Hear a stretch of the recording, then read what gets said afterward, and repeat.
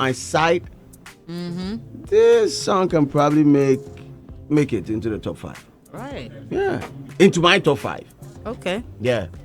But we'll put it out there, 05488411039. KingPromise is our special guest this morning on Daybreak Hits. Let us know your top 5 songs from KingPromise. Top 5 from KingPromise. Artist of the Year had recently ended TGMA. Charlie, we want an artist. We eat some artists for some country can invade. Where we go present. Yes. Yes.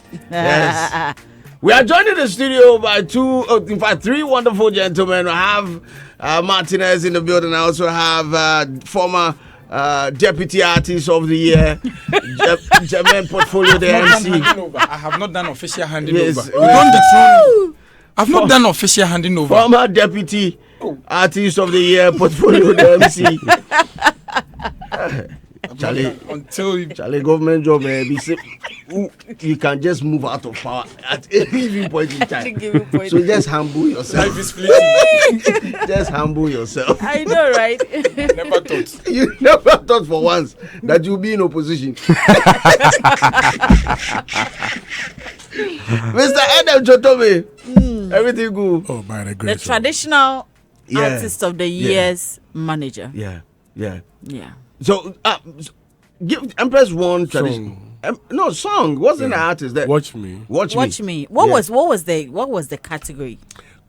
Best traditional gospel song. Okay, because I think people were a bit confused. Yeah, because it used to be gospel song. Oh, but there was a split between the contemporary and the Okay. Because as a honode bia contemporary for chance in Rem. Okay. Right. So there was a need for a change. I mean, so it was that split that brought about that. Okay. I mean, and big ups to everyone who supported and voted for Watch Me to win. I mean, the message in the song is very powerful, relatable.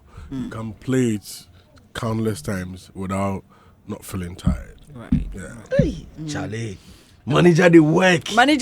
I mean, Kwame Eugene was equally proud. He kept on mentioning the fact that he was proud of Empress. Did a good job. And Ghanaians should watch out for another monster. Hey, from the same Kwame Eugene and Empress.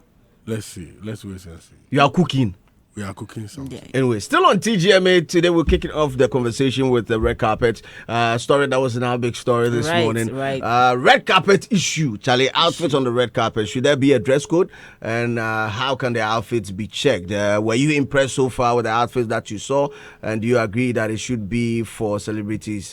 We are starting the conversation on the TGMA before KingPromise joins us for our discussion. Now, let me start with you. I don't know if you were on the red carpet. Yeah, I was there. So tell me more about it. What were your impressions on the? You liked it?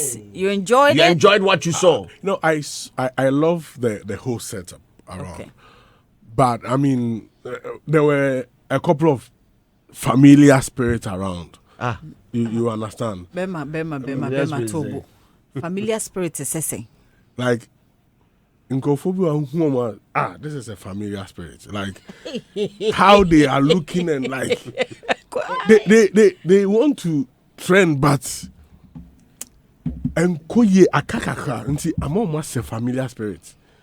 As soon as you see them, like, why didn't they block them? I think I even met one of the organizers and I saw somebody now said, that why we didn't come some more bouncers pushing equation because.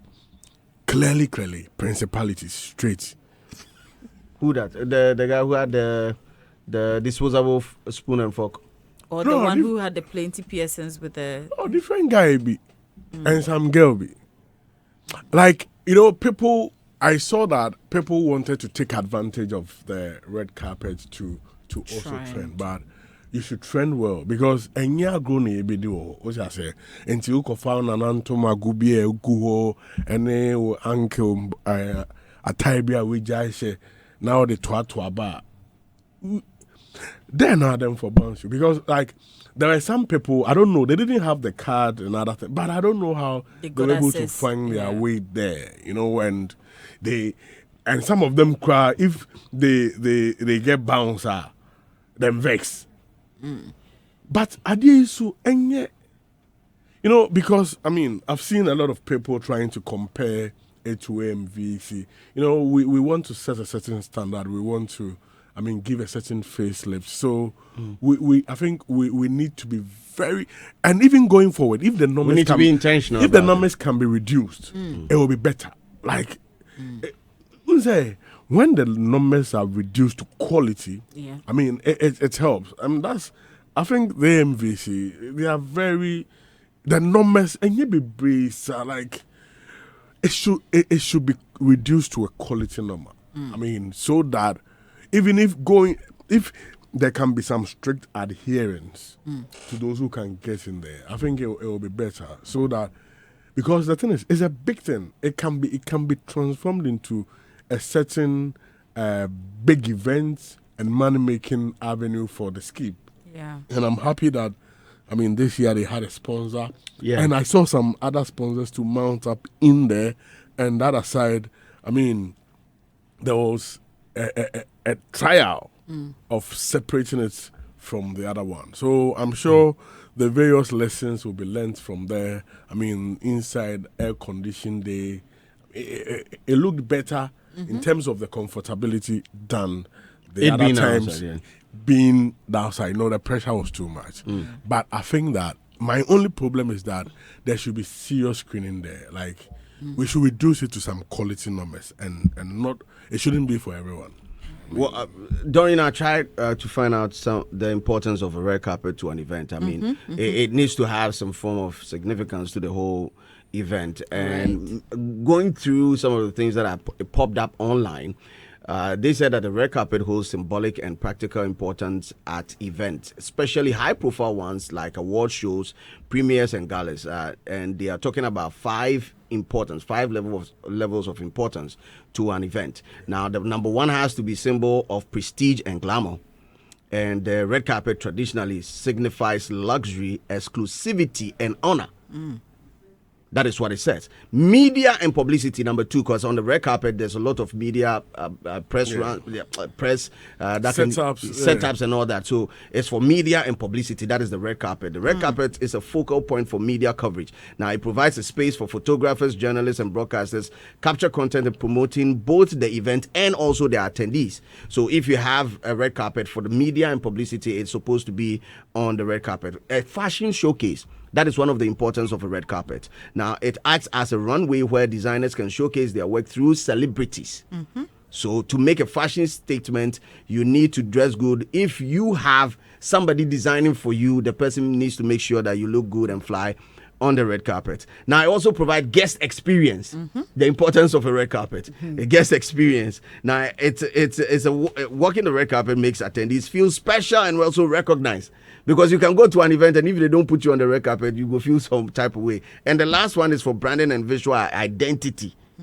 These are the importance of walking the red carpet. Did we achieve them on the night of the TGMA? I think we achieved most of them. I mean, the media trying to put some spotlight on people. And if you were some of us artist managers and I mean, you were a celeb or somebody, the welcome, how the media meets you. I mean, it makes you feel special, how they are all over you, rushing to you. It gives that thing. And when they also put you on the main platform to interview you, you have that feeling, you understand. But that notwithstanding, some people should not be welcome to the place. And I mean, that is where, because of the media opportunity, everybody wants to get on there. I remember I saw some people who have seen them on the street, social media. They were like, I'm seeing my name. Now someone asked, do you have the accreditation to this place? I said no. So why did you get here in the first place? So, like, I mean, we need to ensure that if you don't have invite, you don't even get close to that side, so that Port got to the red carpet. Yes, certainly. I've seen your entry. In fact, you rode in was it a Mercedes?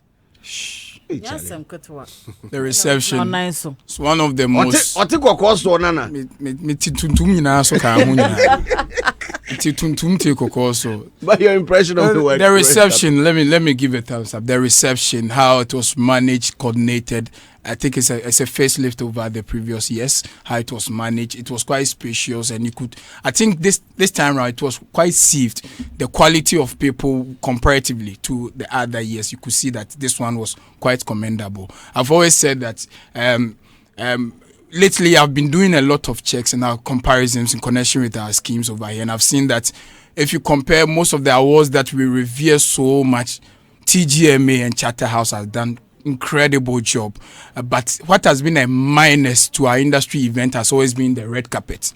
And so I think that is the other side that we have always been, relegated to the background, because other places where even the award proper is not on that level, they are able to be intentional about their red carpet to create an image and narrative about the event. So it creates a make-believe that they have done something so outrageous that we have never seen. But you get to know that because they are very intentional about the image that comes out of their red carpet, it that is where saves the mess for the main event. And that is where we have always said our red carpet has been a minus to our industry event. There's also one thing. So there's a difference between the glitz glam aspect of it and being appropriate. You can glam up for a red carpet, but not appropriately. That is why red carpet, some of them have themes. I get in it. And so you can be very stylish or whatever, but you see you may be way out of theme. So I think this year, they had a theme. They had a theme, which Yes, was they made were in intentional, made in Ghana. Made in Ghana. Yes. Hey, I don't think That was people not publicized. I think yes. people. So I think in as much as we are blaming people, we should also, as it were, create awareness that the sensitization of the team was not publicized enough, because people would have been intentional about it. I think some of us were privileged. That is why even when we wore the suit, we were intentional about adding some kente touch, because so, and then apart from that Slim still looked. They said Slim looked. No, but that was made in Ghana. Made in Ghana. He did made in Ghana. He did creativity with Cha Chow. Yes, of and course. Salunel hat. Yes, They hat. said So you look like They what? look like a PE teacher from Anumabuji. oh yes, so be se prekese.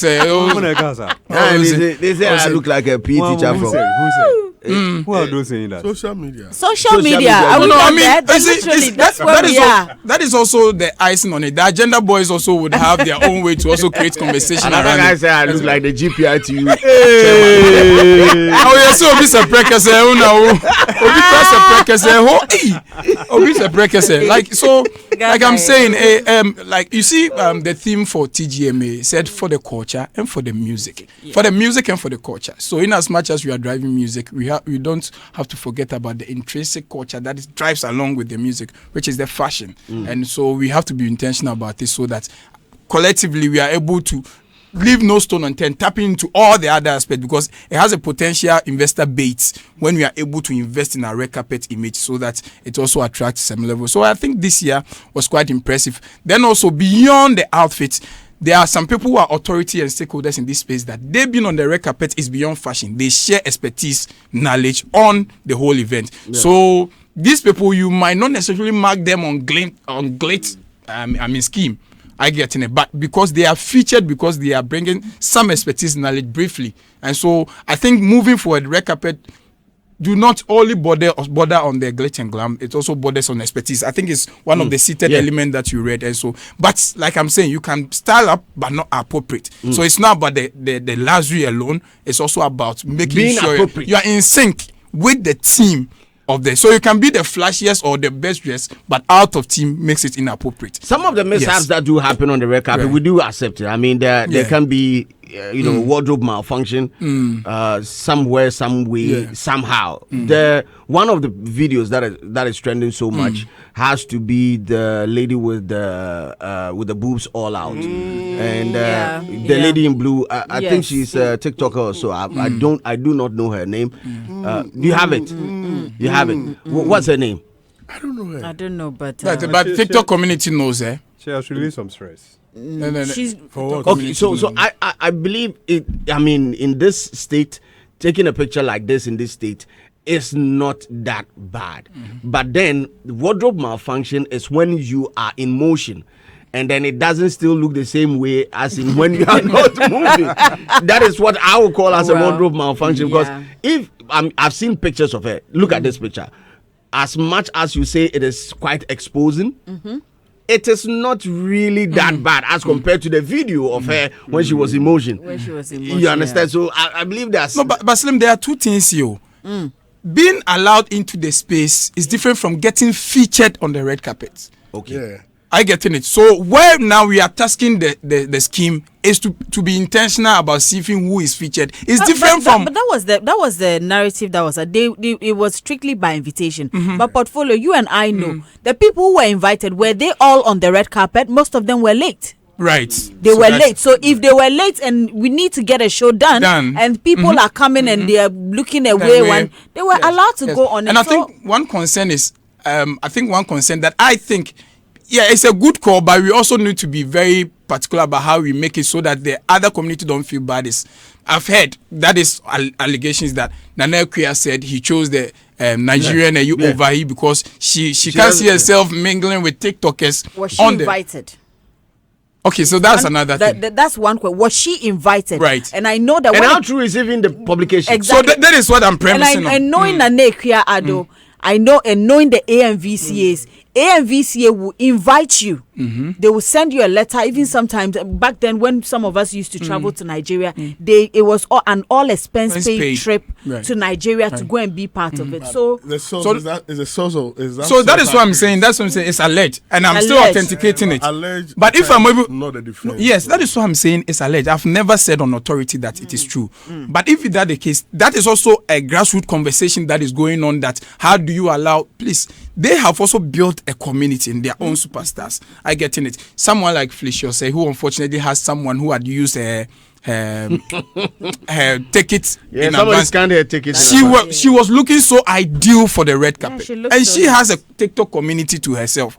I get in it. Perhaps now she's been able to also penetrate the mainstream media. Why I was saying, I was cautioning you is that you are not sure of the story. However, you are making point on that story. Yes, I'm saying that before even the Nekia, the alleged Nanekia issue. That was the conversation. And say that people shouldn't. Okay. Well, so like I'm saying, okay, that is understandable. So I'm saying that some of these things, because basically people wanted to translate the Met Gala idea of fashion onto the TGMA red carpet.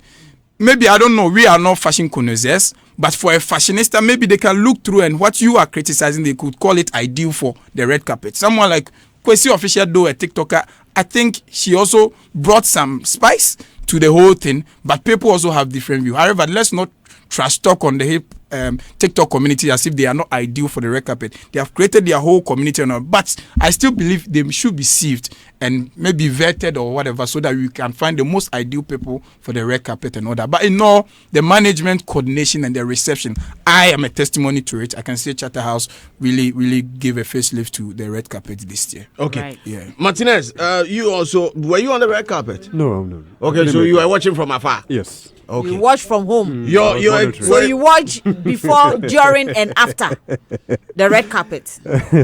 No, I couldn't catch. I couldn't catch the view early, but I think I got on the spot where Achame Kwame entered. So for me, I think he made. You love he what made he my wore. night. Yes, because initially, You love what you saw. yes. Okay. Yes. Ohinefaro. Representing Africa. This is Zafina Pan. Twitter gender boys. Oh, brah, Kwame. Almost agenda. Almost Nicholas Omania champion. They say in a Zafina Pan. You know, this gentleman was on wow. Yeah. I didn't notice him. So one of my guys was like, "That's Rap Doctor," and I'm saying, "Oh no, that's him saying it, and you know, his son." Then I got to know his about. So I was just imagining why he appeared.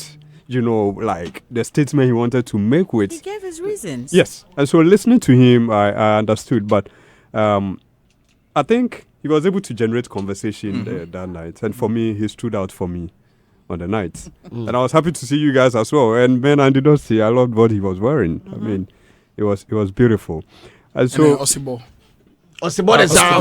there. Charlie, like Slim Red. I mean, it's red carpet also give the opportunity to exhibit, you know, products from fashion designers. I mean, the celebrities wear these outfits to market them. And so it's very, very important. I mean, it gives that room for us to see the kind of creatives we have when it comes to the fashion space. And for me, whoever worked on Ochiame's Kwame's looks, I mean, solid. Vim, well, we have...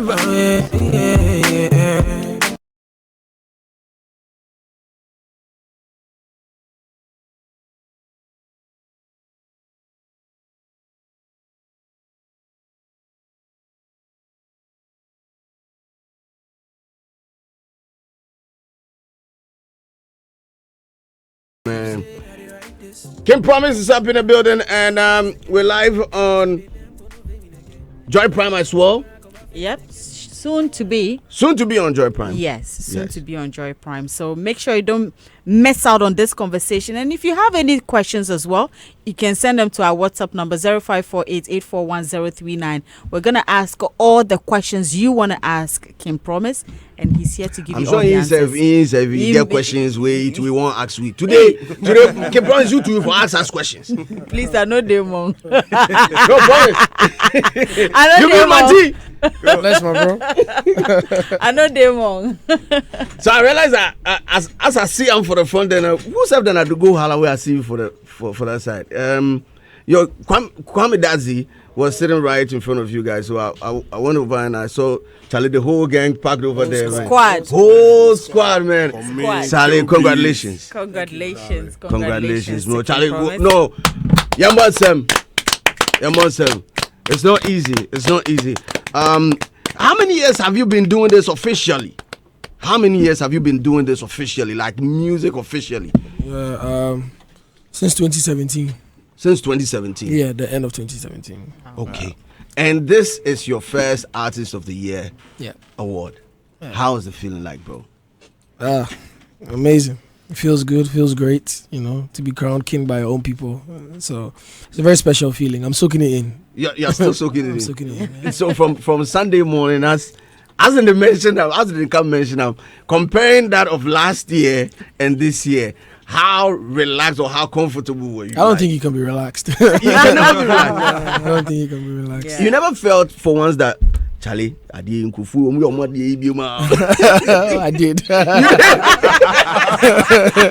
Especially I did. the winner I did. is that point. I just kept in my head that, it could go south, it could go wherever, but I was hoping for the best. So. But you've really put in a lot of work, and I mean, as the team here would like to say congratulations to you, big ups to you. We want more from you, because there's also that notion that people who get to win the Artist of the Year the following year, they get to take a dip and all that. I mean, you've heard that, right? I mean, the only thing I say to that is, even when I didn't get one, I kept coming back to back. So imagine now I have the main one. We won't care. We died that. we died with that. I'm just gonna keep working, bro. I love making music. It's not just a passion. I feel like for me. It's kind of like a calling. I was born for this. So for me, it doesn't stop. Something like this doesn't pause the work, but it pushed me to go harder. I understand. Yeah. But how? He met. I'm sorry, guys, that I'm talking like this. I'm just not a morning person, Yeah, we understand. We had to drag you here. You did. Forgive us for today. It's blessed, man. Today, yeah. It's blessed. Your speech on stage. I mean, I could actually remember the once you spoke about the fact that there was this year you came in lots of my first nominations and went home with nothing. Yeah. And subsequently, you would get a nomination. And I remember so many times conversations came up with, talks where people go like, oh, he was nominated, but he didn't win an award. And then that journey till today, when you look back, what lesson or what are some of the things that come to mind? Because, it's a journey. But you're here today, but you had to go through something drilling, and emotionally, mentally, around that time till today. What are some of the lessons you would? It's really just one word: resilience. I sat down on the stage because first time I buy, I had 7-0. I've been clean sheet. and really for me that day I was excited to be there because it was my first time. First of all. I didn't really go in there with any high expectations like I did this year. So I wasn't too hard on myself, you know. For me, I thought it was a nice experience. Then I saw on the internet everyone's going crazy. You would have trolled. Yeah, so I was like, to you. that was my first experience of like trolling. Goodness, mentally, Then, you know, emotionally. I was the guy everybody likes, and you know, I didn't think though, you know, but I get it, you know what I mean. So, and then after the year after, I think I got nominated for like 4, maybe I got like 1, I think, and then you know, eventually we're here today. So it's really just one lesson is to keep pushing, bro. Like, you need to believe in yourself. What people don't see that you see in yourself, you need to work so hard that eventually you turn the non-believers into believers. You know? No, I like this one because it always seems crazy until it's done. Yeah. You know, people feel weird about it until it's done. Yeah. But when it's done, Charlie, then you become the blueprint for everything. But how does this award validate your hard work? I feel like the hard work is quite evident to see. It's been evident with regards to what I have done with the music from when I landed on the scene. Like when I said The energy. when I said even with like where I always wanted to take this, there wasn't really a clear template as to how to do it. So I had to like carve my own path, you know, just did my own lane with my team just working together. And when I say that, it's no disrespect to the ones who have done it before I came, you understand? Like they did their part, they opened some doors, and then there's some part I've walked that no one has walked as well, you know what I mean? So like the work is just beautiful to see that around every corner on the planet, if you go and you're mentioning Ghanaian music or African music in general, I'm a heavyweight for, you know, representing our continent to the world. So for me, the hard work is quite evident. And just having that's what I said, my first sentence, like having your people crown you king hits different. You know what I mean? There's nothing like that. I haven't felt it before. It's my first time. So I mean, I've been told, oh yeah, you're the king. But obviously I haven't won Artist of the Year before. Till now, you know. So then it's different. It's special. It's special. Yeah. But what do you think sets you apart? You know, the title race for the Artist of the Year. I'm sure when the nominees came out, you saw the list of artists in there. Things were running through your mind. I mean, rough elimination by rough tactics. Charlie. Yeah. In the case, if this one slack me, I will fit day here. If this one would do this, you know what? I actually I didn't do all that. You never did. Yeah, I didn't do all those calculations. I just thought, you know what? The fact that I've been nominated for Artist of the Year for consistently just shows the consistency in my work as well, because it wasn't my first time. You know, I've been nominated for Artist of the Year like maybe 3-4 times, and you know, it was a very close call last year. So that kind of like whet my appetite a bit, because before then I was very like relaxed about it. I'm like, you know, I'm one who used to believe that, you know, awards don't validate you for exactly, you know, who you are and your job, but I also saw like the intensity in the run and how it even like shook my spirits. Right. I was like, I like this, you know what I mean? I like this feeling, and it's not even about validation, but it's also about, just like I said, your people recognizing and also crowning you. I feel like that moment is something special, and I would have shot myself in the foot if I didn't, you know, push for it. Yeah. So I was saying, what do you think sets you apart from your peers in this industry? I'm just me, bro. I'm in my own lane. You know what I mean? Like, I've been in my own lane from when I came. Like I said, even template-wise, you know, how I had Oh Yeah, and the next year I was already on a world tour. You know what I mean? So it's like I came 2017, 2018, I was already on the world tour, which was, for some people, those years quite early. But in my first year, I had Promised Land. I had my first festival already. So it's like from when I came, I already had my sights set on global dominance. So I was like, you know what I mean? This is the journey I want to take. I want to make music not for just my people back home, but to take my people back home to the rest of the world. So I have to cross the borders. So in that case, we have to take it to the world. So that's literally been my driving force, and what sets me apart is just being myself, you know, just making music that I love. I don't force myself to. I don't go to the studio and be like, I have to make a hit today. Like, I don't follow no trends. No, I just go to the studio. I have to make music that I love, and it has to be real, because like I said, like, this talent is God-given, you know what I mean? Like, he knows the story even before we are writing it now. So for me, I try to enjoy the best out of what I do. I try to be very intentional with, you know, everything I do. As much as I enjoy it, there's a direction to it. So I feel like maybe my direction is what sets me apart. Because what am I doing in Kuala Lumpur or in Malaysia, or what am I doing in Japan? But then you also think about it like, why not? Why shouldn't I? You know what I mean? Like we're here. We have Beyonce on our radio, so why can't Hot 99 America have KingPromise on the radio? You know, that's how I think. Okay. Yeah. But has it been everything you ever thought it would be? Getting into Has this the career been? Yes. Bro, it's been a beautiful journey, bro. But the funny thing is, like, my foresight is crazy. Like, I have my sight set on bigger things. The vision. Yeah. You don't catch that yet. Nah. What are you thinking about? What do you see when you close your eyes? When you close your eyes, I see darkness. No, I'm just playing. I'm really trying to carve a niche for myself where, when you mention, you know, what are the biggest artists in the world, not just African artists, like, people don't need to think too much. They have to say KingPromise, you know. Mm-hmm. And also just literally top of mind, people. The biggest artist. Yeah, like top of mind. And it's not just being big for big sake, but also because of impact. And, you know, just how I've driven my culture to the rest of the world, and how I've let them know that what we have over here is beautiful, and how it won't be just me walking through those doors, but other people coming through those doors as well. Because I said this the other day, and there wasn't no shade, but from when I got signed to a major label, there was no one signed to a major. I signed to Sony, and then eventually everyone started getting signed, and everything started changing. I'm like, okay, if it took them to see that, oh, this guy, there's something where he came from, so we have to go back there and get some more, you understand? Yeah. And that's the beauty of it, you understand? And, you know, even going on tour and these promoters seeing that, wait, Ghanaians can make these numbers.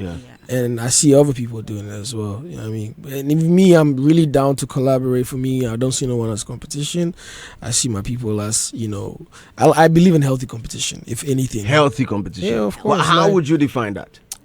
How would you define healthy competition? It's very simple. Tell me.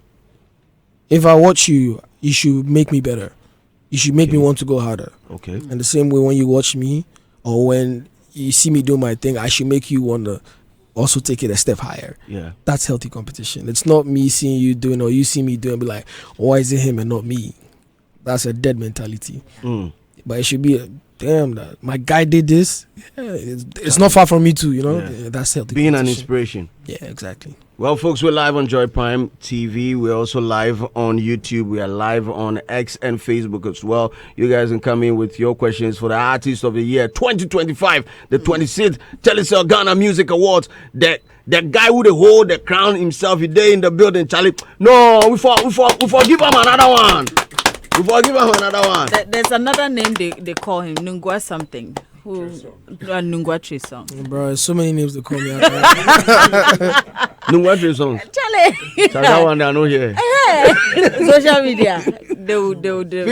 People will move to you regardless. I'm telling you. You know, King, you know, prior to you gradually, like, you know, doing your thing, always focused and all that, there's this perception that your focus is more in the outside world compared to Ghana, where there's that perception that, like, you kind of don't even have a fan base here.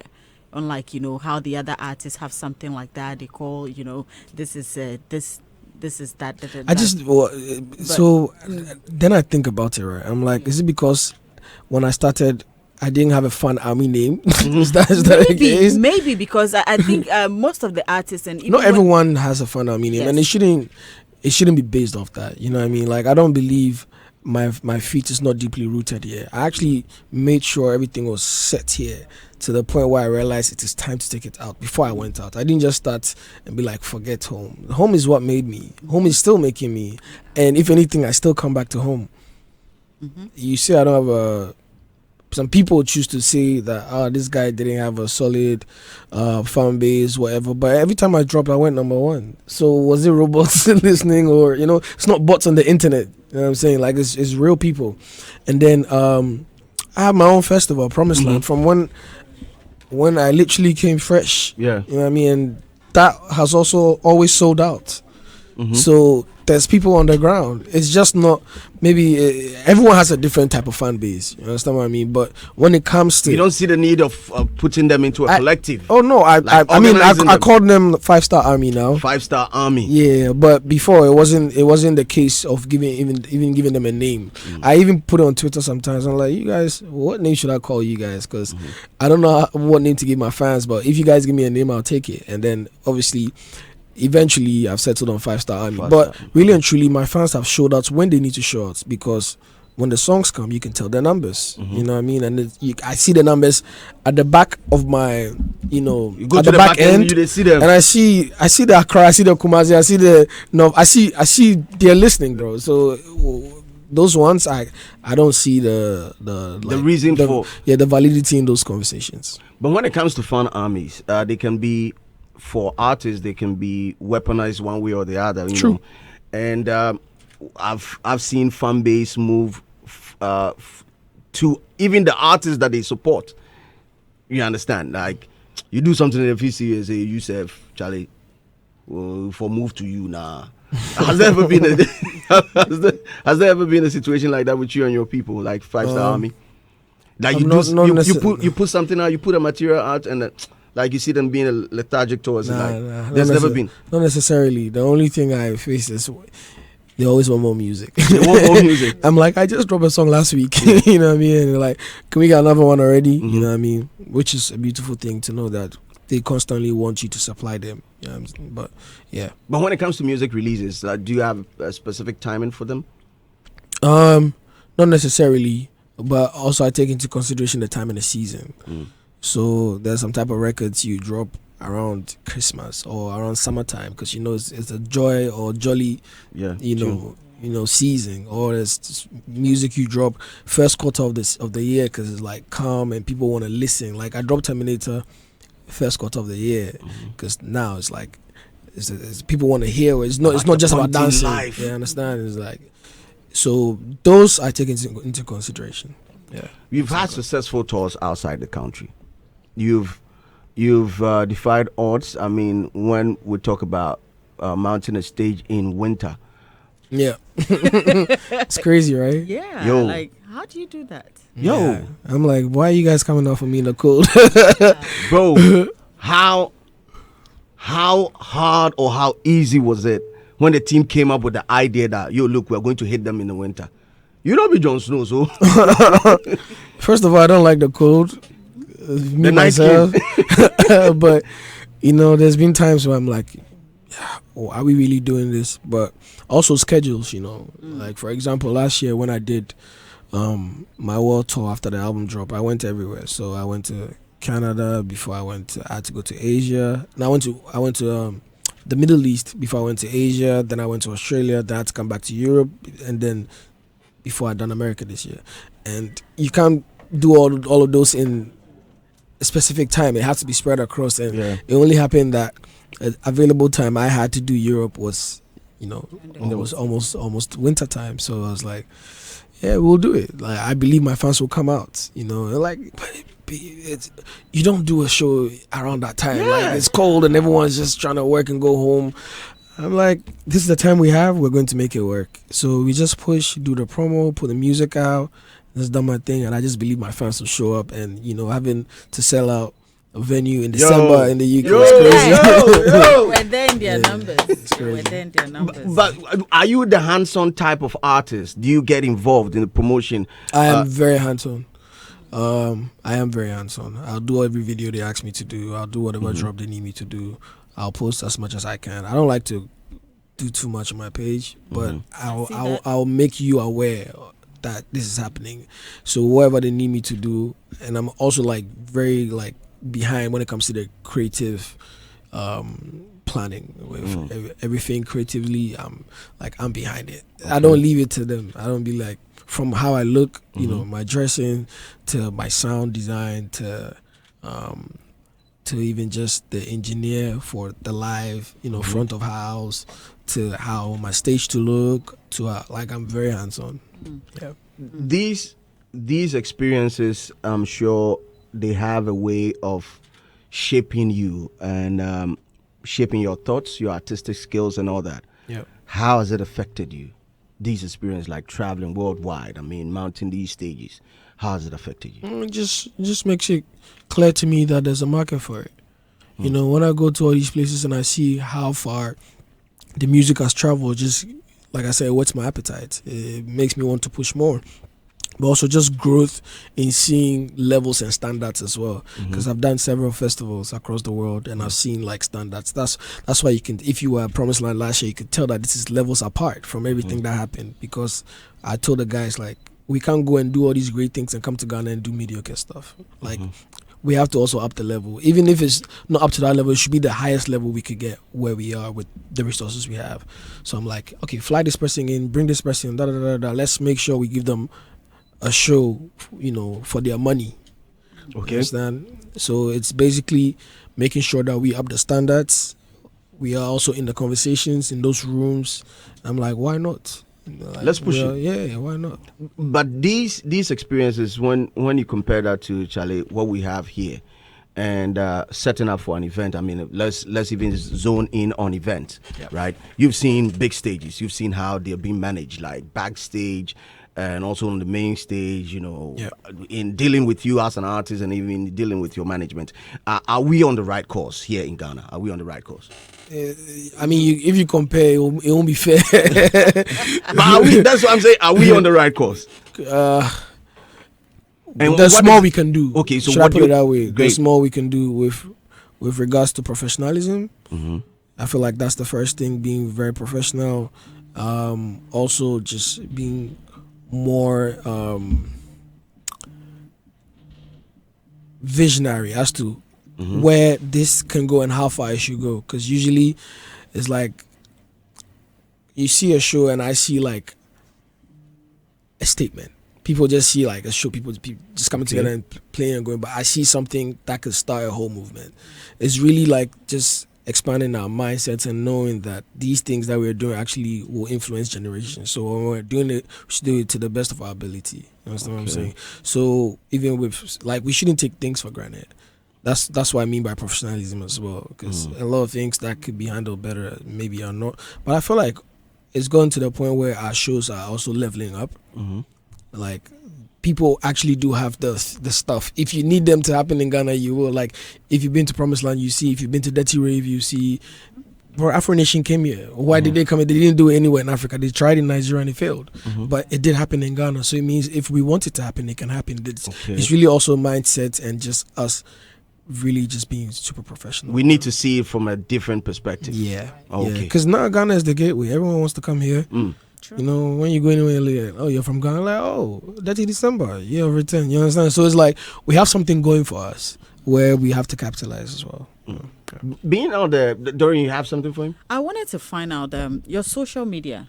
Do you handle it yourself?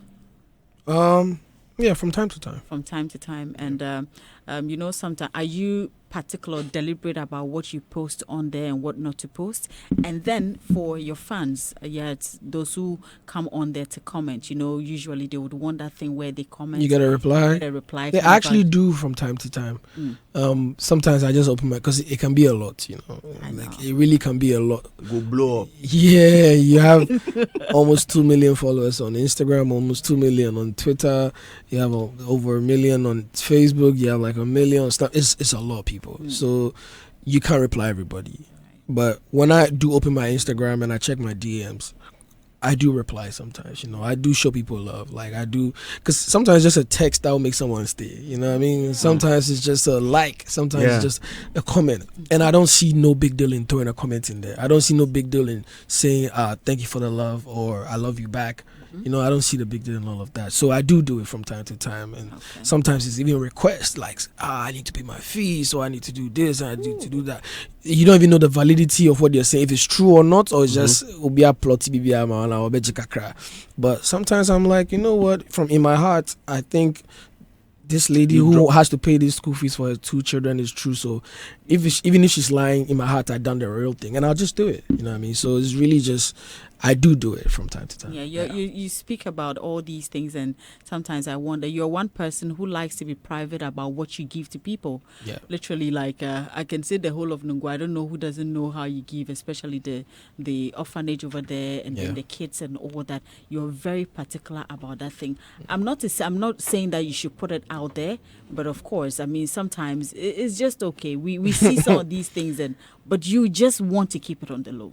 I mean, I do my best, and I don't believe in just shouting about it because you've done it.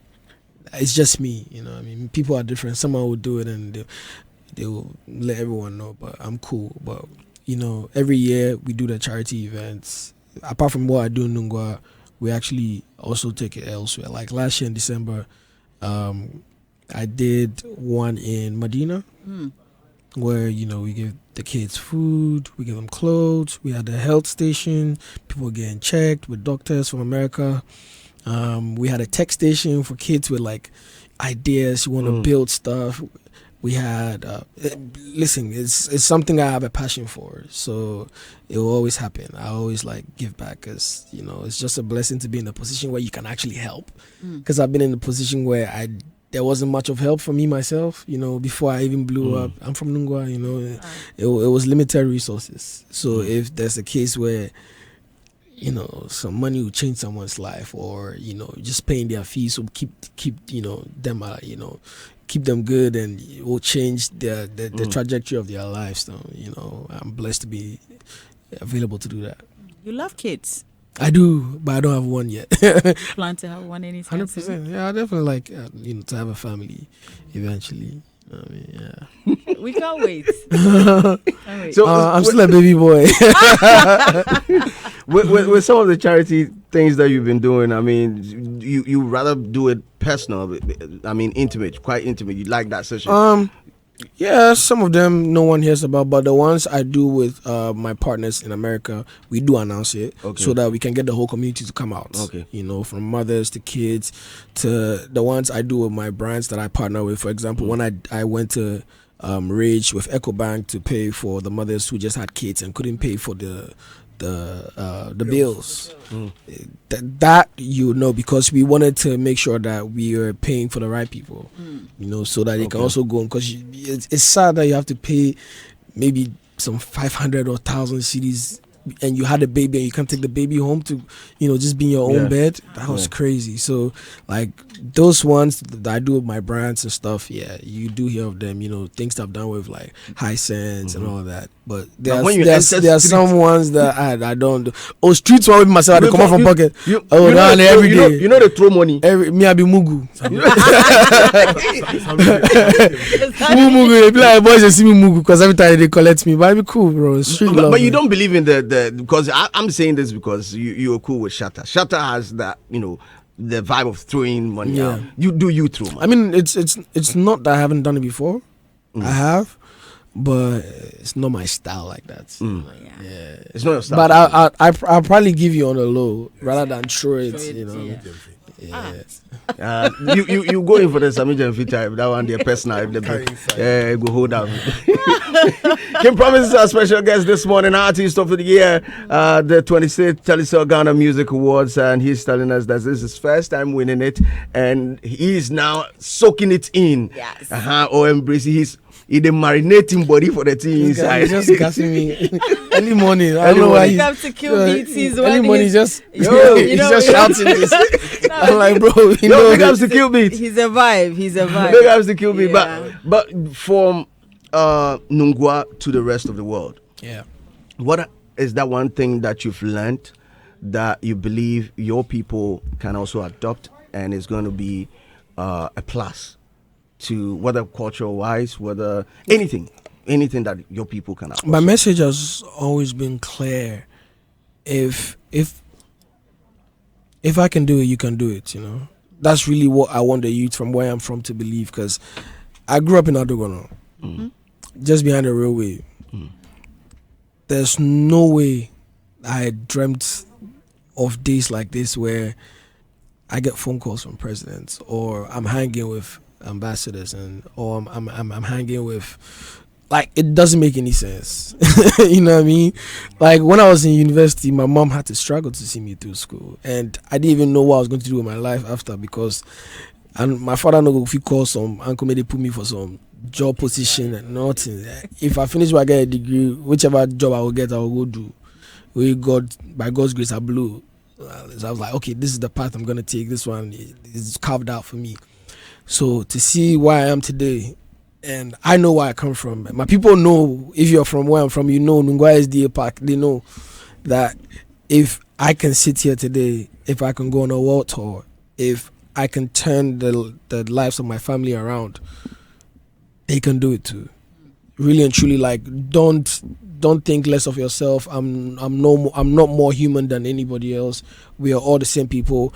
But just the fact that I am from where you're from and I've made it this far should make you know that you should believe in your dreams and you should chase it. Okay. Yeah. You've been able to successfully do music. We are still doing it. Yeah. Yeah, and I mean, such a story so far. I mean, definitely. There will come more than this. Yeah. But you have something that is being like songs that connect people from different parts of the world. Yeah. Like it doesn't matter if we throw on a KingPromise song in Jakarta or in Dubai, wherever, and people are jamming to it, singing to it, and relating to it. What do you think is the key? What is the key to that thing? Honestly, when I saw the songs going off in, for example, Jakarta, but when I had my headline show in Jakarta and it sold out, I was like, what is this? You know, that was different.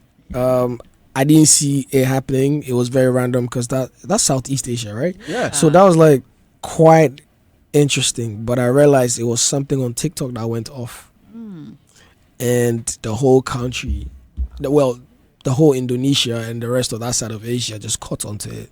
And from just the lyrics being crazy, there was the dance as well. Don't forget. So shouts to Dance God Lloyd and his team, but all of those just caught on fire. I feel like people just really, they what I've been fighting for, what I believed in, which is making music that's not just for home but for home and the rest of the world, was what was happening. Usually it's happened in Europe a lot, you know, like I'd land in Amsterdam and like I'm number one on the radio. Like Tokyo was number one on the radio in Amsterdam, Commando was number one on the radio. So I'm like, that's Europe. They speak English, you know what I mean? And, you know, it's like there's a lot of Africans in the diaspora who, you know, are out there. But Asia is different. So that was new. Yeah, quite surprising for me. And it wasn't like a feat anybody had done before.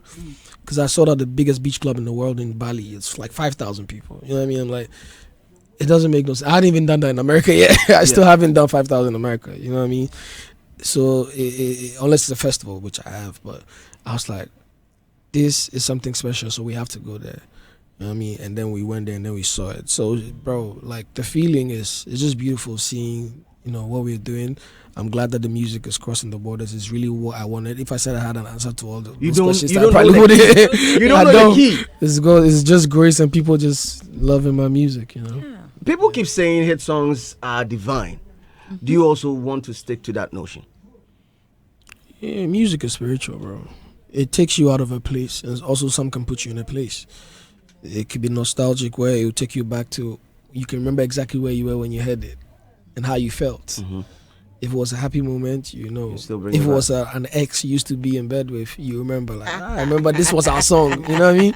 It is spiritual. You know what I mean? And it could be when you were in high school and, you know, that was you and your best friend's song. You know what I mean? Or it really is spiritual, and it is divine, because it can uplift your mood. Even when you're sad, you're like, sometimes me, when I'm trying to sleep, I just put music on, I sleep.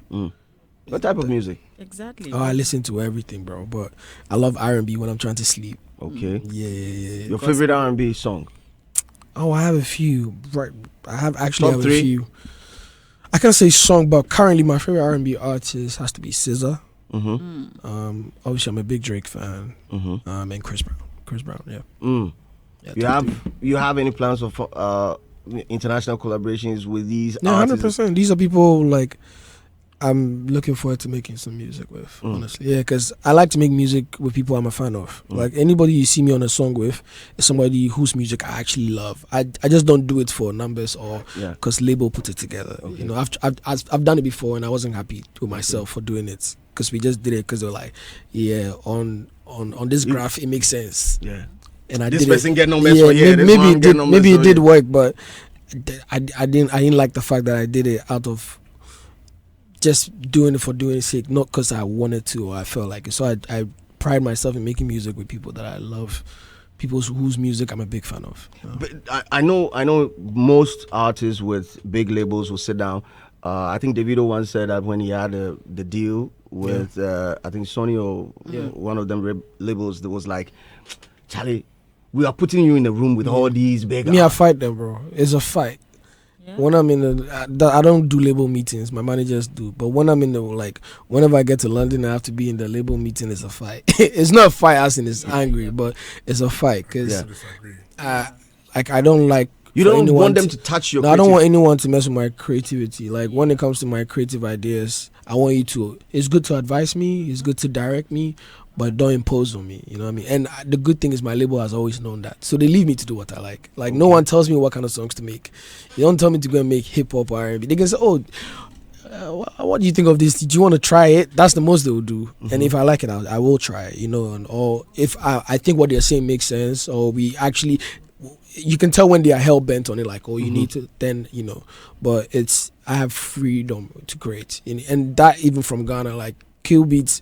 always made sure that I didn't have to make every song with Kill Beats, you know? Like I made songs for other people that, you know, were hits. But whatever me and him made too were crazy, you understand? I hadn't made a song with Kill Beats for almost like a year. And then when we made Terminator, it just went off. You know what I mean? But I was still making music. I was making Perfect Combi with Guilty, or making Paris with Rage in Nigeria. So it's that creative freedom I've always had, and that I don't let go. Well, KingPromise is still our special guest this morning. We're live on Joy Prime. We're live on X, Facebook, and YouTube as well. So jump in. If you have a question, let us know. We will ask him. He is in the studio today. KingPromise to for Ask We Question song. Today to for Ask We Question, and we. Sister, do you have something for? You know, King likes football too. Yes. I wanted to find out because every now and then sometimes he hangs out with some friends, they play football, they go to certain pitches. At least I know that the one in my area, they've been there. I haven't personally gone there to watch them, but football. Yeah, football. Yeah, the one where in Ghana. Yes, you go on the pitch. I think the one. Yeah, I just played last week. Yeah, I know you like football, and I love it. A lot of people don't really know that like you do that. Yeah. But I wanted to find like the football. Do you choose the places to play, or you just like to be in your hood to do it? I really like to be in my hood to do it, so I used to go back to Nungwa a lot, or Sakumono to play. But these days, I don't have the time. So wherever I am, like if I'm in America, I play. There's one place I play in America, in Virginia, which is nice. My family is close to that, so that's okay. Or the new place I play is where the guys started playing, because I don't know how, but now Payday plays football. So Payday and Gomez. So before I came to Ghana, like player, we get new park. When you come, we go park. Wow, so then I went with them, and it was nice. So yeah, I try to play whenever I can. I thought I would be a footballer because that was one of my passions. Oh really? Yeah. Position Ben Albo. I'm a midfielder. Midfielder. Yeah. So okay. I always love football. I always want to, if football doesn't work, then we'll try music. Yeah. Or we'll get a job. And then music worked, and then I was like, forget the football, Yeah. But I've always stayed in touch with my football, my love for football, my love for Chelsea. Yeah, I have a lot of like great football players. Yeah, most of the boys. You support Chelsea? Yeah, most of my boys who. Why are they laughing? No, I time for anybody. Hey, it's all good. Like, but as a midfielder, real quick, top 3 midfielders, greatest. Michael Essien, Frank Lampard, Steven Appiah. Okay, so currently, bring it into the new generation. Currently, top 3. I mean, midfielders. I consider Cole Palmer a midfielder. You still? Yeah, I like Cole Palmer. I think he's a midfielder. I mean, he goes forward, but he's an attacking midfielder, which is fine. Caicedo? Okay. And Hey, Charlie. Pedri is bad. Pedri. Yeah. He knows his football. Wamba Basaka. Oh, forget the story. We will go do you something small for that. Chouameni. But with respect to football, Hits FM Rep Your Jersey is on, and I don't know the two teams that are in the finals for the UEFA Champions League. Yeah. We have Inter Milan, we have PSG going head to head. Who do you think is going to win? Oh, you know what? I don't be betting, or I don't be doing, because every time I choose something, I don't like someone to lose, and I chose that person. I hate it. But if you're asking my team, the team that has the advantage of winning, bro, I feel like is equal because, mind you, Inter beat Barca. I wouldn't think that was gonna happen, but then you see the type they of didn't beat us. it's Italian football, bro. They did beat you. They didn't beat us. It was tough. 3-3 Yes. and 4 makes sense, but PSG as well are having the best time of their life right now. They're having a great season. They won the league. They hadn't lost in the league till they lost that game. That I think the 2 games ago. Yeah. So it's gonna be quite tight. And yet Chelsea's in family. And shut down for We'll watch it for loving football. You know, I think I'll call King probably a brand ambassador for Rep Your Jersey. Yes. He's been Yeah, there I've quite a been there. number of I've been times. there. Like he's been there. Yeah, advertising now. Yeah, but Oh, yeah. King is. I mean, he's a brother. He's a friend to Rep Your Jersey. He's always there to watch with us. I don't know if this year he's gonna make the time. What's the date again? 31st of May. Oh, Nikruma. I think I'll be here. You be around. Obeba. I think I'll be here. Obeba. Because if I'm not here, Uh. are we going to that thing? Which one? I can't say it, can I? Ah, I can't say it. you Yeah. can't say it. But it's for Ghana, so it's fine. Fans will be there for us. Oh, nice. Yeah, for Ghana. Yeah. Oh. Well, Oh. let's get back into the Artist of the Year convo. Yeah. Yeah. Now, I think as a winner, your biggest competitor on the night, who do you think it was? It was a few names. You know, when the race started, I was on tour, so I wasn't really like checking for it. And then I go on Twitter, I see, you know, obviously Charles Kweku Smoke, he's been killing it. He dropped like 2 albums that really done really well back home, and you know, I love his stuff. I went to his show, like I put he didn't know I was coming, and I put a surprise. I went on the stage, I did like a song or two. Yeah. So you know, I that's see you my- for there. Yeah. So you know, Charles Smoke, Massive. Paluta. We've never met, you know. Like we've never, met no, Paluta? no. We've never. Never. We were on the same show in Wasajrapa, right? And I think he performed before I went on, so I didn't see him. But I love his music. Like I was telling the guys, like that's my guy. You know what I mean? And also obviously Stonebwoy as well. He's been doing this, you know, for you know a long time before we even started. So everyone on there, I feel like, you know, it deserved to be in there, and we're very, very good, like healthy competitors. And I'm glad that, you know, it's a good sport. You know what I mean? What Okay. did you Good make of sport. the gospel aspect? I mean, Joe Metal was in the Team Eternity. Listen to the Shouts to music. Eternity. I really love what they done last year as well. I didn't know of them, and then, you know, obviously that song just went crazy. You know what I mean? So I was like, who's this? You know.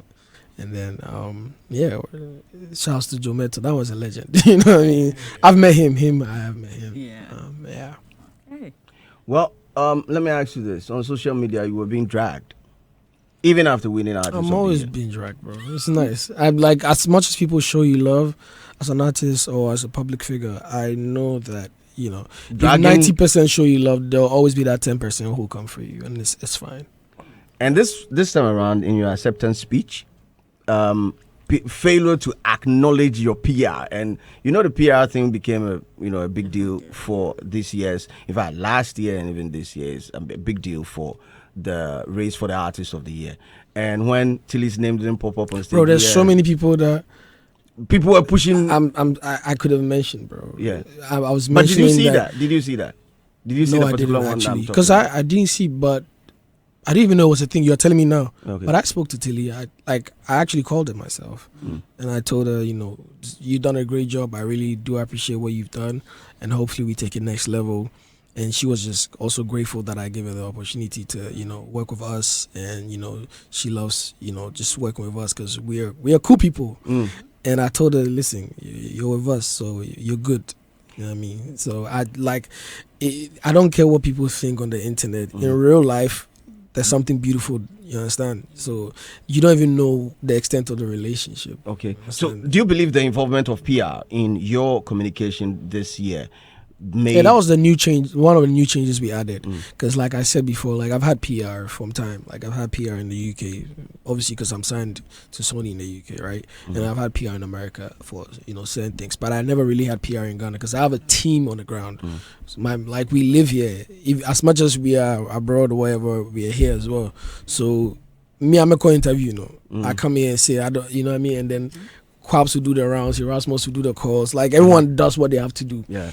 But it got to a point where I wasn't here and I was still on tour and the campaign had started, and then my team was like, this, and I had seen on the internet too. I was like, who's this girl? She's spectacular. I'm like, she's excellent. So when they told me, I was like, yeah, perfect, bro. This is going to be a great addition to the team. You know what I mean? And obviously it was just for the campaign. Yeah. I told them, you know what? You have to be very careful because I didn't know in real life, so I can't vouch for who this person is. But after having conversations and hearing her, we're like, this person is perfect. And as much as it was just for the campaign, it only makes sense that it goes beyond the campaign. You know what I mean? So I'm glad we did add it to the campaign. Yeah, 100%. Well, on the night, still on the Artist of the Year, TGMA, your performance, last year you were dragged massively because a lot of people didn't sort of enjoy the performance and all that. Now, this year, coming to perform again, looking at what happened, did you feel that, you're coming to perform, but now you're looking at how people are going to take it, what they are expecting? No, I know I'm a bad boy. I know I'm a bad boy. Man, original. I know, like, you should see me on stage. Like, it's always crazy. I know. So if there's a mishap or something doesn't go well, it doesn't I'll be angry. Inside me, I'm like, this shouldn't have gone this way, but it's life, Sometimes it won't go as we want it to go. I don't think anyone thinks for a fact that I wanted last year's performance to go as it went because that wasn't the plan. So I was like, you know what? You need to give the people a run for their money. You know what I mean? You need to show that, for me, to myself, I'm like, you need to show them that you're a 5-star. You know what I mean? So then I showed them that I was 5-star. Like, if you see the performance, it's irregular. No, I loved it. So, like, literally, I had my team. I called my music director. I'm like, bro, you have to fly to Ghana. He's like, I can't fly because he's directing for Rema right now on tour. So, like, you know what? Let's do this. So we put it all together. I call Kill Beats because when it gets there, when it comes to the sound, I leave for Kill Beats. So then we put our heads together and then we did the playback. We had the band. We had I flew my DJ in. And then we're like, let's give them a great performance. And then even just the creative input on stage, from the models doing the runway, the catwalk, and then the samba dancers like you're in Brazil. It added a lot Why of won't color. it Dance add a God lot? Lord. It added a lot Why of would color. you add a lot? At that point, many people The didn't flags. see the performance. Yeah. They were just hearing him. It was They were seeing different things. but yeah, we were like, let's this. I went to say that I'm gonna give you guys a Grammy performance. You're gonna feel like you're watching the Grammys. So I had no option than to give them, nothing less of that. And I always love a challenge. I love a competition. So yeah. And your outfits, the one you wore on the red carpet, Yeah. what went into that, and then the one on Yo, stage as well. that was dope, bro. Yeah, I I love. said, no, this one said Bill Gates was the one. I love cool stuff, man. I'm a cool kid, so I was like, today feels like draft day, and I'm gonna be the number one pick. I told myself, just like Kobe Bryant, Michael Jordan, whatever. This is draft day, and I'm gonna be the number one pick. So I dressed like I went for draft day. You know what I mean? And I'm glad, I did it because I feel like it was fly. I had some girls missing, like, that was cool. And then the one on stage is really just how I love to look all the time, comfortable. I like to look comfortable and just fly. I mean, like I like the pants. You know, I like my big boots. Well, you should see what he's wearing. You should see what he's wearing. Oh, for real? So beautiful. Yeah, these are fire. These are PDFs. I don't mean. Like, I gotta put people on, bro. Charlie, airbag. I was some chair boys. This be airbag. No, make us see. Need applet. Airbag. Straight airbag. It go feel same. No, these are. You should Google what PDFs are. Okay. Yeah, it's like. And then also, first made the Balenciaga by Sanan Krofokas. I know Munim. Like, you know, but now everybody's they know that's it. Yeah. Might be the fufa about Mungusia. Come on, super. Airbag. Bro, Yeah. Stonebwoy has congratulated you. Have you seen it? I've been told of it. Make her read them. I have actually been told of it. Have you responded? I know pay me in court Twitter, sir. I think it was Yeah. early in the morning yesterday. Was yesterday? Yeah, congratulations. I'm KingPromise on your win and on your. I was waiting entry for this. I told. into the Who did I league. tell? I told Gomez. I was like, bro, I feel like you're gonna ask me this question about. Oh yeah. You know it's going to pop up. Into In the fact, league. early this morning, I told them we should wait for you to come so Yeah. we can ask you. I don't think it's a big deal, you know. I really don't think it's a big deal. To respond? Not about even responding, but because I have responded to a few. You know what I mean? Like the ones I saw when I went on the app, I responded to everyone. But I just haven't been on the app today. But obviously they were telling me about it. I'm like, oh, moon cool it down. Like it's not even a big deal. Like I've received the congrats. So You're going to respond? I've received the congrats. I don't want to talk about it. Yeah. I don't really think it's like anything to speak about. Right. Because last year My inside. I responded no comment. Why, you want to ask more? My inside. I'm just having issues. Drink some with it. water, bro. Yeah, I go drink them. But winning the artist of the year is no joke. Especially because you need to work harder to maintain the level. The year next year and all that. Yeah. And also inspire more people. But 100%. yeah, what is the team doing about it? Like, have you got Bro, to the drawing boards now? No, not even now. Before we won it, we already had plans. Like we weren't waiting to win it. Award, to have a plan. award. We are moving. Yeah, we always have a plan before the year starts. So what we try to do is when the year is ending, right? Yeah. We make a plan for the next year. Okay. So by the time the year ends, we know what we want to do already. So before we even won the awards, we have plans as to regards to new music, with regards to like where we're trying to take it, either touring, collaborations, brand, like there's plans, bro. There's something really beautiful that's brewing, and I cannot wait to share with the world. You have new material dropping very soon. As for making music, unless I'm on the road, but if not, I'm making music every time. Every time. Every time. When I'm happy, when I'm tired, when I'm sad, like I'd rather be in the studio than anywhere. Oh, okay. That's your favorite place. I love it. I love it. Yeah. We had Kwabna on stage. Yeah. I did. The legend. That was massive. How was it feeling like? Amazing. I called him up because we did that at Promised Land. No one expected it. So then, when he came on, it just erupted. Everyone going crazy. So I called him like, legend, I don't know if you're in town or you have the time, but I'm doing the awards and I'm going to do Favorite Story. And it will be such an honor to have you on there to celebrate you as well, because it's like 20 years since the song dropped. So it was only right to have the originator who inspired the song on there with me. So when I called him up, he said, yeah, Kashu Imaba. So then we just connected the timing, and I'm glad he came. That's the number one, when it comes to the Galdem, The Galdem sugar. Yeah, I understand. That's the guy. So I'm glad we got to do that. You're on his upcoming 20th anniversary as well. That's the legend. Anything he wants me to do. I think Kwabna mentioned that. Yeah. True. I think so when we had him in the studio. Yeah. Anything the legend wants, we do it. When I call on him, he's there for me. You know what I mean? So I have a message for you from DJ Mensa. Mensa is saying Tilly's addition to the team was a smartest move to amplify everything you've been building. Your performance this year was actually world class. But what made him so sure he was winning this time, especially after standing exact same spot a year ago? Stonebwoy is just a year ago. Only to watch Stone take that from him. So what made you so sure that this year you were going to back? It was a mindset. It was the mindset. Yeah, because you're never so sure. Like, you don't know the results. You don't know what's gonna happen. But in my mind, I couldn't defeat myself in my mind. You know what I mean? I couldn't say if I don't win. I told myself I'm not gonna say if I don't win. Why should I say that? The It mindset. should be if I win. Yeah. So it was more of a mindset thing. So you had your own speech, everything prepared. So No, I didn't. So like I said on the stage, I did just like last year. I didn't prepare a speech, right?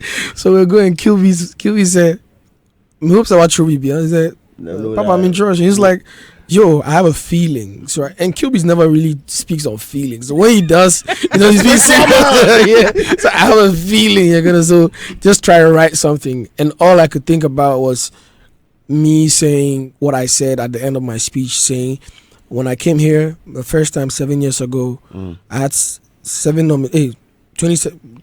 2018, yeah. I had 7 nominations and I won 0. You should use, any young person watching me right now should use me as an example of resilience, because look at me today. I didn't stop. Whilst people laughed at me, it just served as fuel for me to work hard, because as it was funny to them, for me, I believe in God's timing. And look at me now. Today, I am the chosen one. Oh, Charlie. There are more messages here. I'd want to read them. If there are any questions or anything, Promise can actually answer them. More Town Extra says, ask him when he's going to reply to Stonebwoy, which he's already answered that here on the show. Lace Nana, is it Nana? Lace Nana says, salute from Afar Legendaries. Hashtag Ablekuma Nana Lace. Hashtag Get busy. You know Ablekuma Nana Of Lace, course. right? Get busy. Roderick says, Artist of the Year bagged. Next is Grammy. Kofi Yesu says, congrats, Mr. 5-star. This guy speaks very well. He's 5-star for a reason. Our Famous says that let your regime shine on them. Arthur says, best artist in Ghana. Kwesi Promise says, big congrats to my man. I'm a proud citizen of Promised Land, Nungwa. I wanted his name so bad that I changed my name, Kwesi Prince, to Kwesi Promise. I really love this man. Nana Kweku Legacy says, did he respond to Stonebwoy's congratulatory message? He did. No, actually, he responded here. He's seen it. So just so you know. Enchobe responded. Okay. You people for cool down. Okay. Yeah. Prince Kuma Michael says, good morning, Hits FM. Shouts to KingPromise. We rolled way back in Nungwa playing football at SDA Park with the boys. I don't know whether Who would be that? SDB, my house in back. Right. Yeah. Bakwache Victor says, Radio Guard, tell General to Artily to his team, she done a massive job and she talks with facts and figures, not propaganda or misinformation. Artist of the Year indeed. Slim, invite him in the booth. Listening to you live can at drop some gems for Swami there. Magazine. 5,000 Boys says, please ask KingPromise, is he doing something for us this homo in Nungwa? Yeah. People want me to reveal all my secrets right now.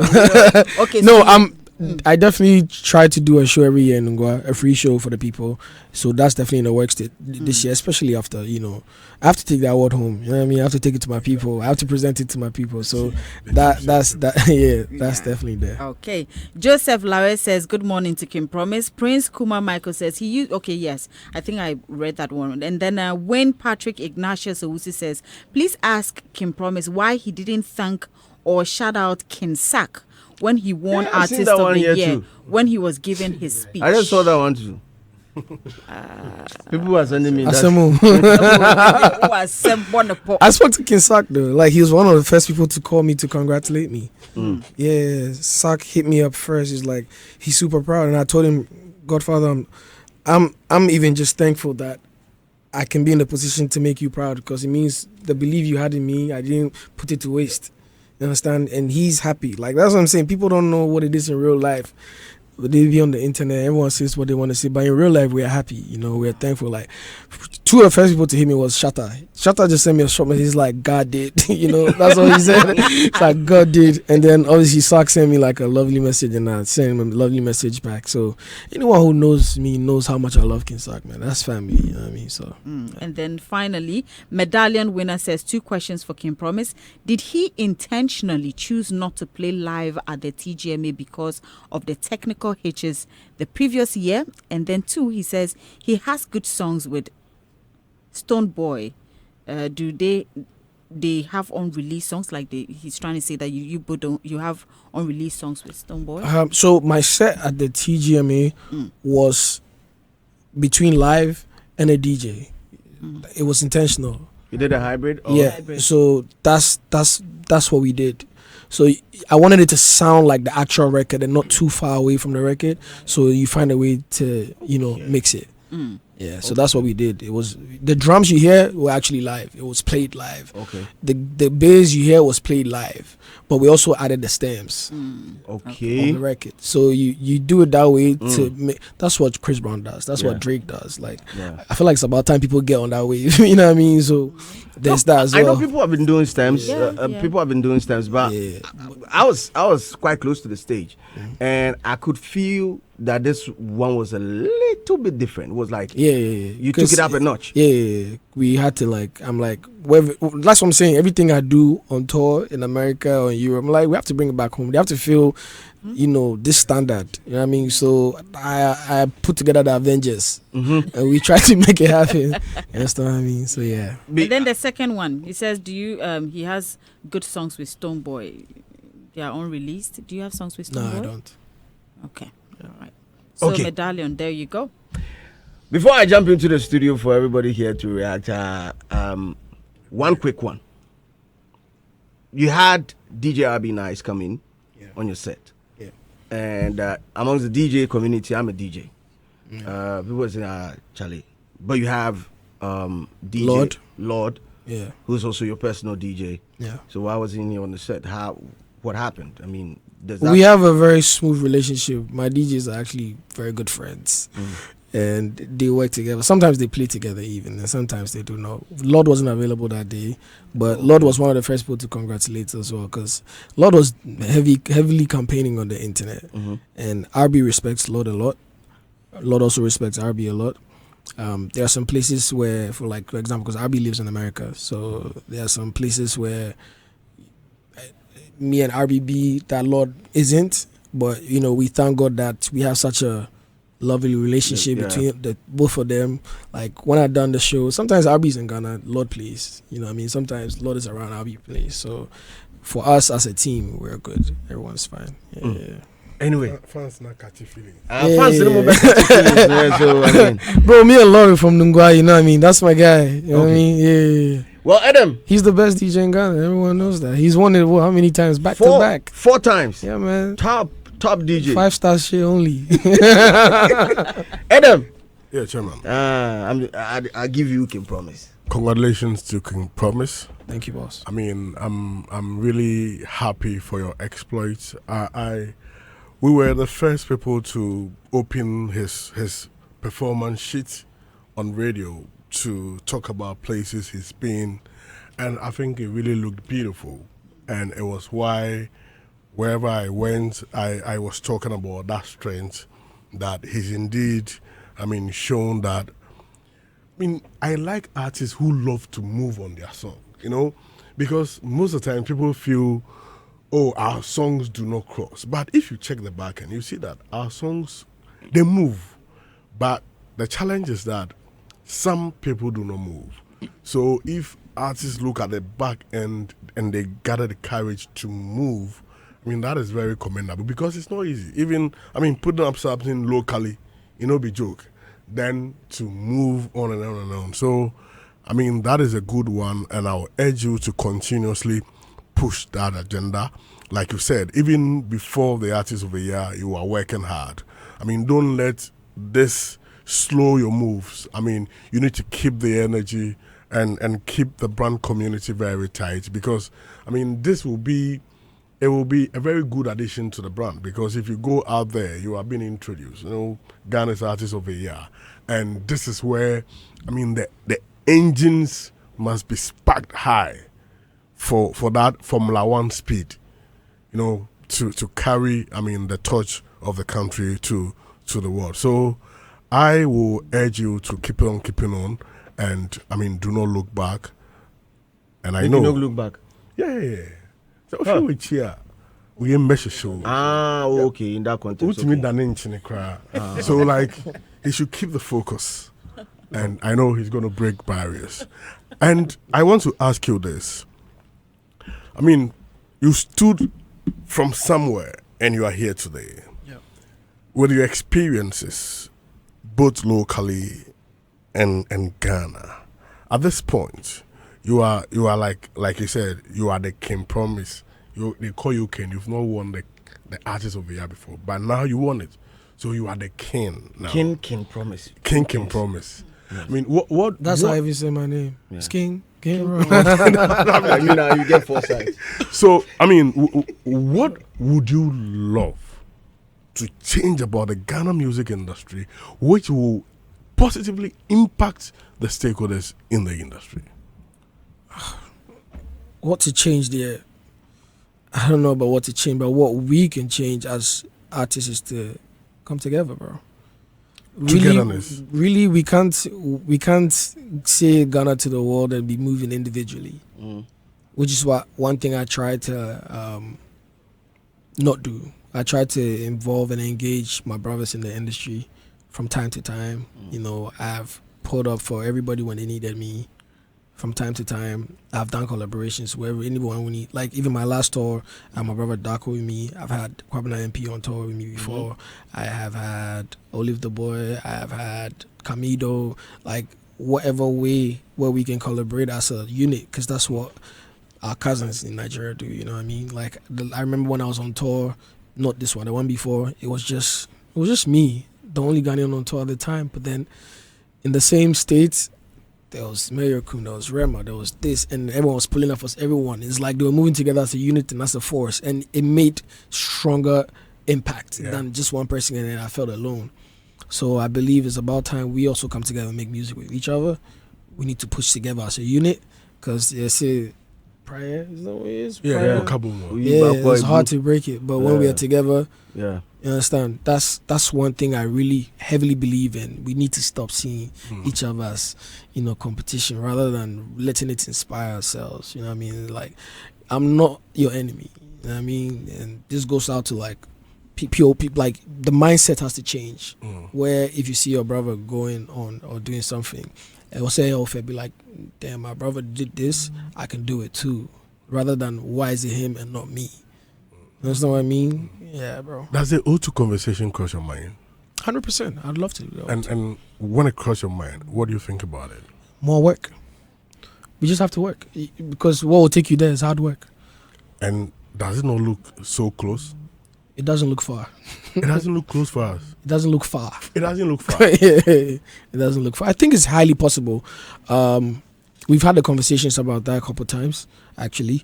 But I feel like in due time, in definitely due time. And have you heard of the first time the O2 was even done by Nigerians? It wasn't one person. It was a lot of them. It was like Wiz and Bernard and David and everyone. It was all of them. So I think we need to start thinking of. If there was any show, a Ghanaian show right now, the O2 and had all of us on there, it's gonna sell out. So the promoters. It starts from us individuals ourselves, and then the promoters as well. A quick one. Have you heard of the Black Stars experience? And I mean, as somebody who loves to project Ghana, when you won, you said that you want to take Ghana to, project Ghana. I've been doing it already. Yes. So there is the launch of Black Stars experience, which is a nation branding. I mean, as somebody who loves to project our country out there, I mean, is there a way you think that artists like you can be properly engaged and briefed so that you'll be able to better represent that experience to the rest of the world? 100%. Any way in which I am needed, I'm ready to, lend my voice and my expertise as well. 100%. I'm down. Martinez. I like your name. Thank you. Martinez. Yeah. AKA Anti-Portuguese. Aswa Simon Kao. Congratulations. Thank you, bro. I mean, I can see a lot of people are pleased. So far, I think you're one of the artists who had won, and there's no back and forth. I mean, like, oh, deserve you. You hardly hear that. Because you're one of the artists who have really worked hard, and it's long overdue. You're also an artist who has come under heavy criticism when it comes to award involvements, especially campaigning for votes. I mean, we've discussed on shows. People look at your talent and feel like, Charlie KingPromise is more. Yeah, I said he's not really into it. People even believe you've adopted the R2B style. But last 2 years, last year, this year, I think your involvement has been very, very, very, very great. And for me, I'm very proud of it because, look, we believe even DJ Slim made that assertion a few days ago that artists who actually don't involve his or herself or show interest shouldn't be awarded. And so the hard work you've shown has really paid. From last year, you didn't relax. You still went extra mile to prove yourself that, you are really one of the artists to be looked at. So do you think if you had not won this year, it would have been an unfair treatment? I guess we'll never know. We'll never know. We'll never know. I like that. Portfolio. So, one more question. Oh, Charlie. One at a time. Do you think winning Artist of the Year puts pressure on the artist to maintain that height and, project his or her brand or the country in general to the world? I love representing my people. I take the responsibility actually very seriously. It's something that I've done before I won Artist of the Year. It's very personal to me. Just saying I'm Ghanaian and that my people have given me the mantle to represent them. It's not something I take for granted, whether Artist of the Year or not. I will always be that guy to go out there and push for my people. So this only, like I said, it gives me more armor to go and fight. I mean, so it's not pressure. Because as Slebia Bimuka say, we should award artists to me project there's that perception. We started project here. But there's that perception that there are certain artists when they win, they will not be able to sell. But do you believe this man over there? I mean, he's already doing that. So as an artist, I wanted to hear from him if he also has that feeling that he puts pressure on you as you need to maintain, that level. Yeah. No, there's no pressure. No, calma. Yeah, no nerves. Port. Okay, say. Say congratulations. But you just opened the microphone for me. PR for Kimpoluta. Yeah. Say for the TGMS season, I've not renewed my contract. Say congratulations. Of course, you just opened microphone for me. Okay. What are you going? So mine is more of a confession. Yeah, direction. Confession just a direction. Confession and married with maybe apology, because we all in the race, at least the top contenders, knew definitely we had A, B, C. Some had A, B, C, D, but we know he had E, F. And so obviously he was the one we all had to target. That one is a confession. It's not the dinner now. So the menya match, but didn't know was me. That's a bar. And we all, you see, in the course of the race, there was one thing we all unanimously agreed to. That breaking virgin market was a bigger deal and receiving an icing on the cake for every artist to flex with. Definitely. And there is no way anyone in the race could be hypocritical about it, that there was something that he had over all of us and our candidates, perhaps. Okay, I can speak for my candidate, certainly. And the fact that he inspired my candidate the most. And that is, it's no news that Paluta was the first person who applauded in the auditorium when he won Artist of the Year. This was quite evident. I think the video is there. Paluta was the first person because Paluta knows how I and Paluta knows how KingPromise inspires him. I mean, Stonebwoy's longevity and what the exploits KingPromise is doing. So obviously we knew that he had EF when we had ABCD. And so I'll confess that, of course, that is well deserved. Like Martinez says, that is the first time in a long while that Artist of the Year had come with virtually no controversy. And this is so clear. And on the tangent of apology, I think we are building an industry. And in trying to project at this, I think it is not something we should encourage or tolerate, to tear down other brands or talk down other brands. And I think in the course of we doing our PR, we made some loose talk. And perhaps the feedback we've gotten, and upon sober reflection, we got to know that there are certain tangents we went that we overdid it. That is not how we build an industry. And I take responsibility for some of the statements that may not go down with the team or KingPromise. That seems to be like I'm spitting down the achievement, because whether we like it or yes, his exploits and the pedestal inspires every artist in Ghana. And I can confidently say chest up and shoulder high that undoubtedly he's Ghana's crossover artist at the moment. And so by way of that, I want to extend apologies if any of my PR games didn't go down with the team or them, or because I would not intentionally do that, but perhaps the tangent that we're all going, we had to pick on others' weakness or not. You grab somebody next. You see, yes, that is where the template of the debate. You are the cause of that thing. Because if you see, because the first time we went on that tangent was because the gentleman who gave us the template of the debate also had a bulleted point where we had to hit on the weakness of each other. That is how come you saw Tilly going as Stonebwoy. That I also had to. But in all this, Your Honor, I'll show them all. I show them right now. I'll show them. But in all this, what we all admitted that he had a wow factor, an additional factor that we perhaps my candidate didn't have, and we have to admit. No, if I bow to greatness, Charlie, it will maybe reflect on my artist. So, and I think he winning Artist of the Year is more spiritually significant, bringing into his name alone.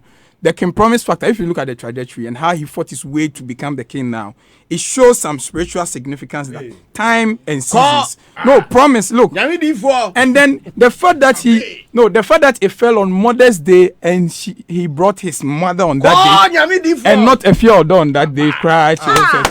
No, see. The agenda must agenda. Look, I'm speaking of something. I'm speaking spirituality. You guys are carnal. No, I'm saying because, you see, people felt at a point in time they had issues with. I know you know their ground, with their ground, but I'm saying the spiritual significance of his name as promise and what he went through, even with last year to the time that the entire Ghanaians, because though I believe Stonebwoy deserved last year, it still met with controversy that they still felt it was KingPromise time.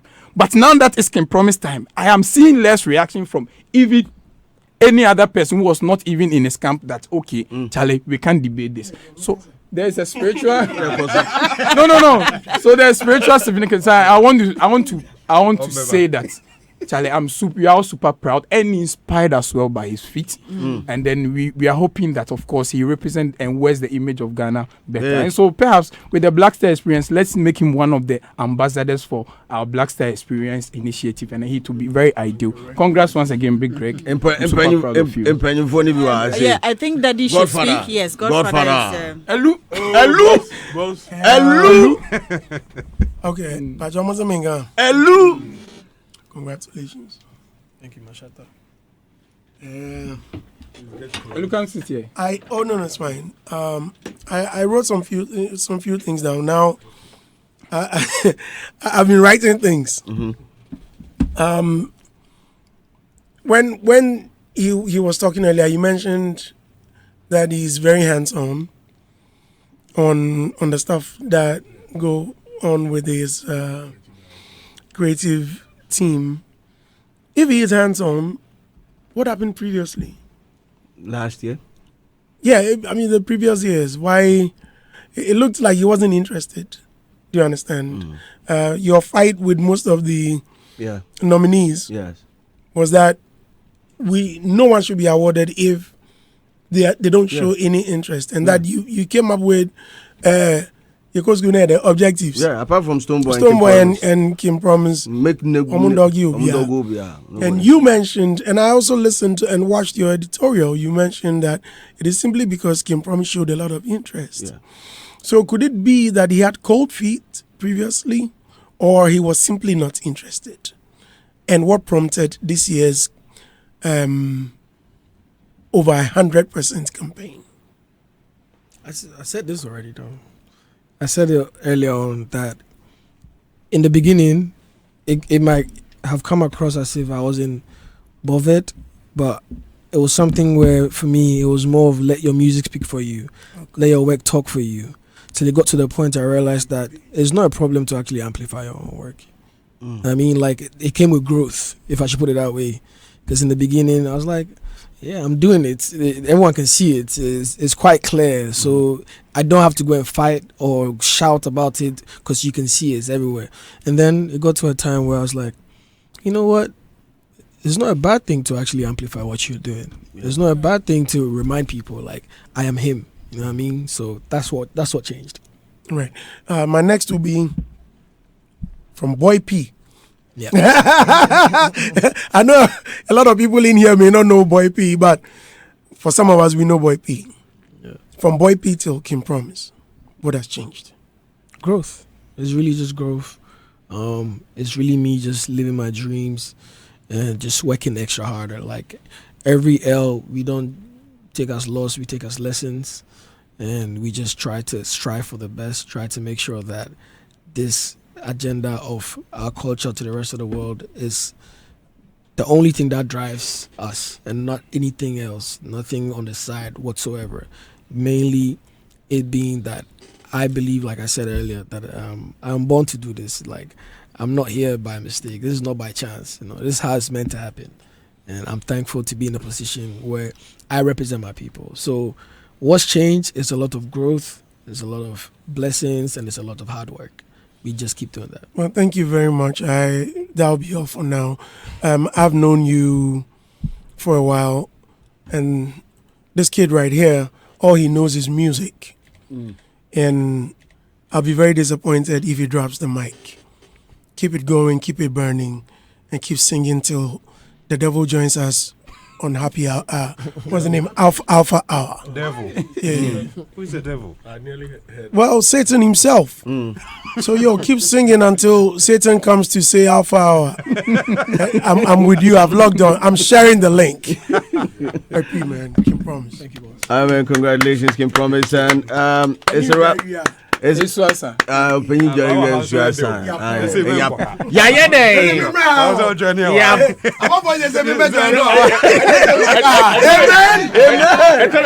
Promise, thanks a lot for joining us today. Rep your jersey. Rep your jersey is on.